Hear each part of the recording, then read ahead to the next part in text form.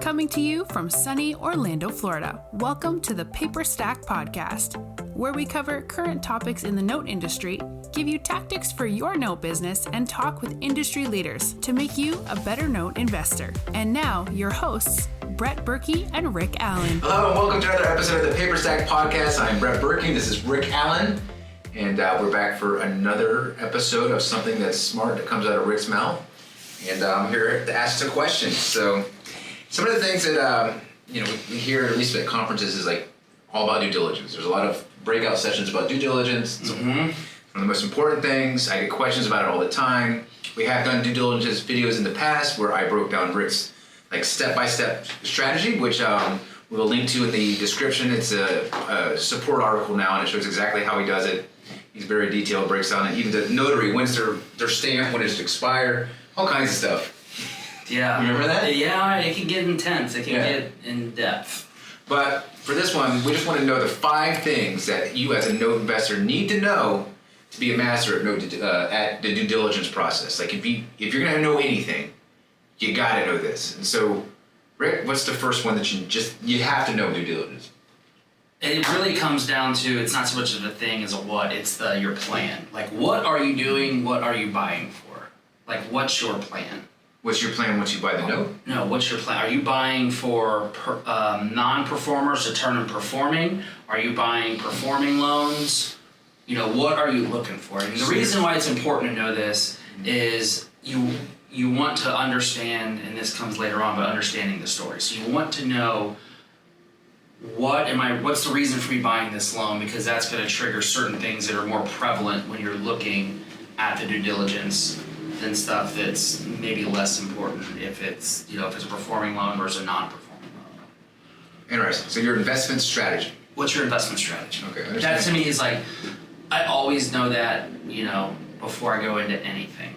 But it can change based off the day. Like, today I want non-performers. Or do you... No, not necessarily. It's not a day-to-day thing. It's what do I have certain capital earmarked for to rebalance a portfolio. Interesting. So if you need to rebalance in a big way, you probably go for non-performing? Just depends. If I'm heavy on the non-performing side and I'm, for instance, want to get ready for the upcoming fall of non-performing loans and I've got a bunch of performers, probably going to start rebalancing and gearing up for the non-performing wave that's coming. Interesting. Yep. Okay. So that's number 1. Next thing is knowing what to ask for. You got to know which documents to get in order to start poring over them. So obviously we want the collateral file. Right. Yes, we're looking for the mortgage, the note, chain of assignments, chain of allonges, hazard policy, hazard insurance on there. I want to see that there's a hazard policy. Is that always in there? You request it. Then a copy of the hazard policy. And then a copy of the title policy. Mm-hmm. I know, is there a title policy done? I'm also asking for any BPOs or title reports that they've got, servicing notes, and any servicing notes in the payment history. Wow. I mean, that's you want to ask for those things. That's the list of stuff that I typically require. Yeah, I mean, do they always have it? I mean, like, what if you don't get like the title policy? If they're like, oh, there's a title policy, but I don't have it. Well, I need a copy of it. If there was a title policy, they probably have it at some point. You usually will run into, I don't have a title policy if it was an owner financed loan. Right. Or if it's a contract for deed, because... Why would you ask for the BPO? Wouldn't you want to get that yourself? Yeah, but I want to see, a couple things. One, I want to ask for if they give me a recent BPO, it's going to tell me, I'm going to order my own BPO. I'm going to always verify it. But I'm going to look and bounce that value off of theirs, because that's going to be where they stand? Well, I want to bounce that value off of internet value, whatever I can dig up on the internet or through my, electronically. And then I'm going to bounce it off of somebody else who's out there, who I get my own BPO done. If they're trying to inflate the value on this thing and they're, the seller's like, no, it's worth 120, and I'm pulling up, 85, 90, and my BPO comes back closer to mine than to theirs, I'm going to say, well, it's going to be a red flag versus somebody's like, hey, it's probably worth 85, 90, and it comes in around 80, 85, 90, 95, somewhere in there, it's like, okay, they're not trying to pull the wool over your eyes. Right. Almost like a litmus test. Do I trust this seller very much? Do you own the BPO company? Do you write your own BPOs? Right. Okay, so second thing what's important is you got to get the document. You got to know the documents to ask for. You got to know the documents to ask for, and hope you get them all. And then request them. If they don't have a, maybe, I don't know. Pretty much, if it's professionally serviced, you should be able to get just about everything. You should be able to get everything. Oh, and the origination file. I asked for the origination file too. Interesting, but like a lot of times, if you're doing you're buying something that's seller financed, they're not going to have servicing notes. A lot of times they don't. If it's self-service, no. Yeah, a lot of self-service stuff is just. But I mean, we have some owner finance stuff that we originated, and I still put it with a professional servicer. So. Really? Yeah, so there's always servicing notes on it. Yeah, I don't want to service loans. Too much work. No, I get you. All right, cool. What's number 3? Kind of touched on it, but the armchair valuation. You want to be good at getting to a base value based on things not being skewed way to the right or the left. What does that mean? I want to be able to go on the internet. I want to be able to find, look, roughly what is this house worth? Barring that it's not been completely fixed up or there's not a tree falling through the roof. Right? So it's just going to be wear and tear on the house, understood, but it's going to fall right into that, hey. You're trying to take the values of, say, what? Realtor, Zillow, Trulia, PropStream. I forgot about PropStream. I use a bunch of different sites to kind of look at it. If it's local, I'm a real estate broker, so I dig in and can start, pulling the MLS comps. Do you take all the values and just run a mean? Take them all out of the mean value? No, I don't.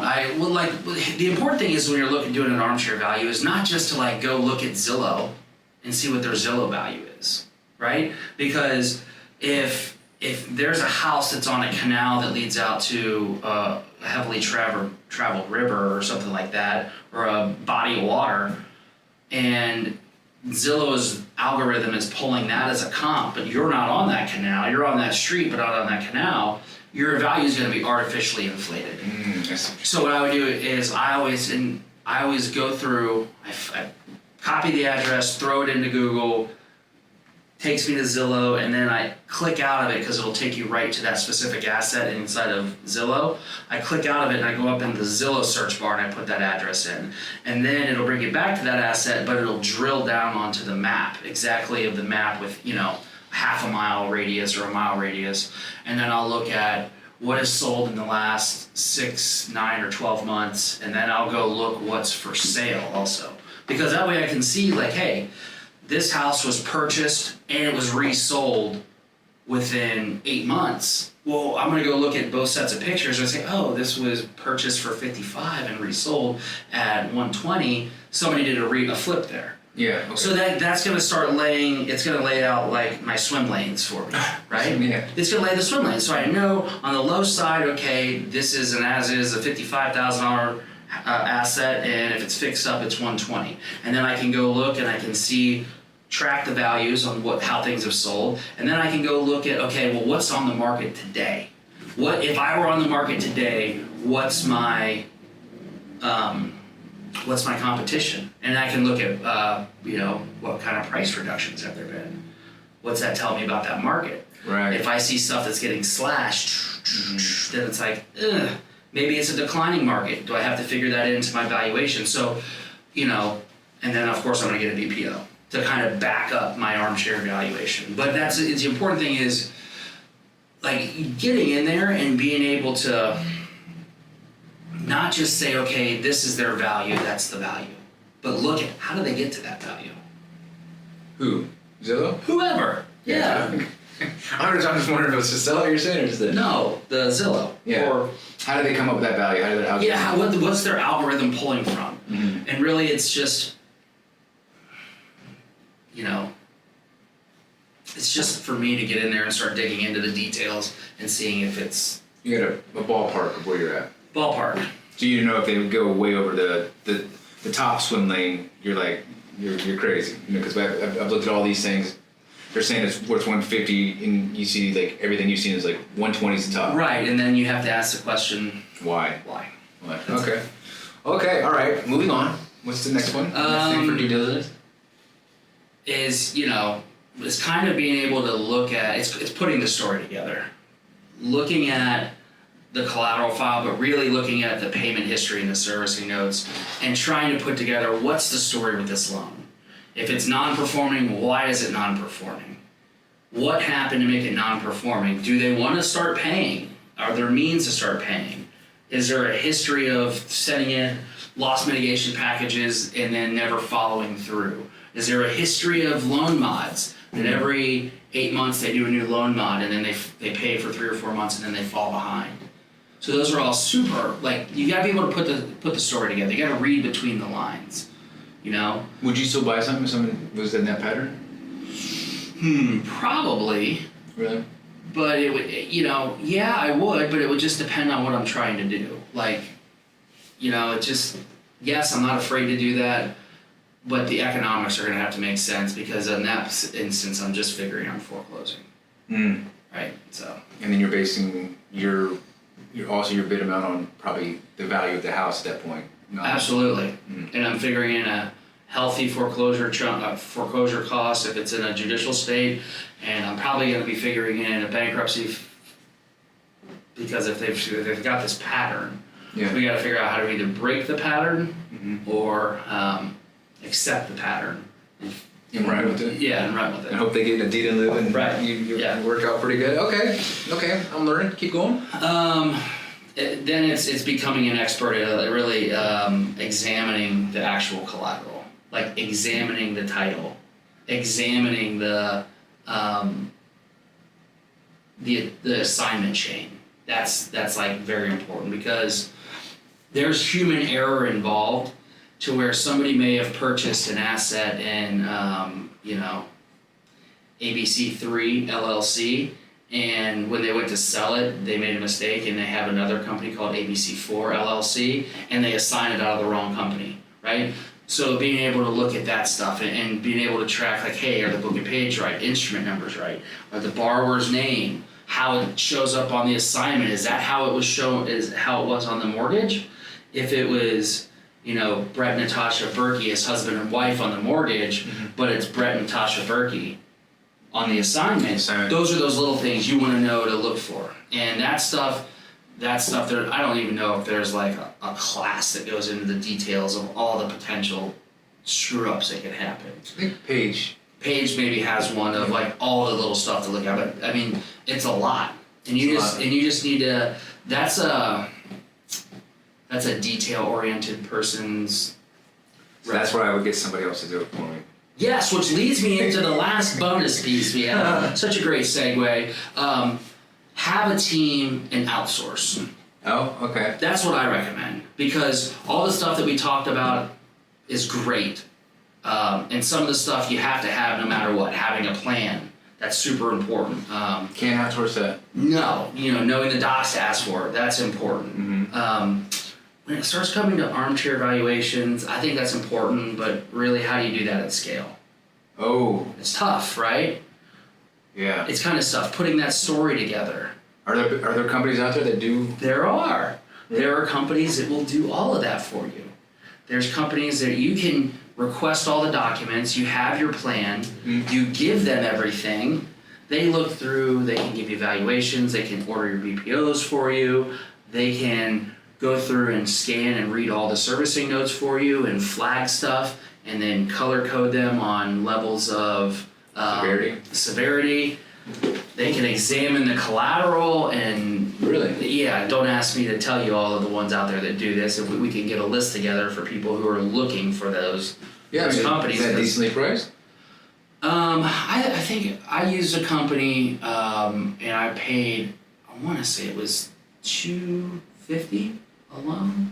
$250 a loan. $250 a loan. Interesting. But it stopped me from buying two separate. I think I've talked about this before. It stopped me from buying two loans. The house that had no roof? Well, no, it had a roof, but it had a hole in the back, and you could never see it from the front. Right. And it was a hurricane. There was hurricane damage. Right. Panama City. That's correct. So I have talked about it. Yeah.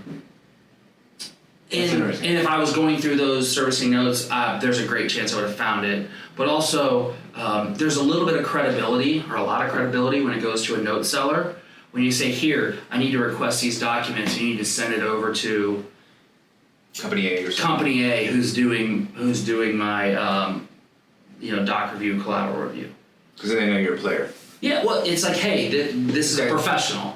They're doing this, and there's a good chance that they've worked with this company in the past. They're more comfortable just doing professional, so it just helps out. So plan, know what to ask for, be able to get to a ballpark valuation, put the story together, examine the collateral, and then finally, hey, if you're going to scale, you better have a team and start to outsource. Nice. Okay, cool. Sound good? Sounds good. Well, I guess we'll see you guys on the next one. All right. All right.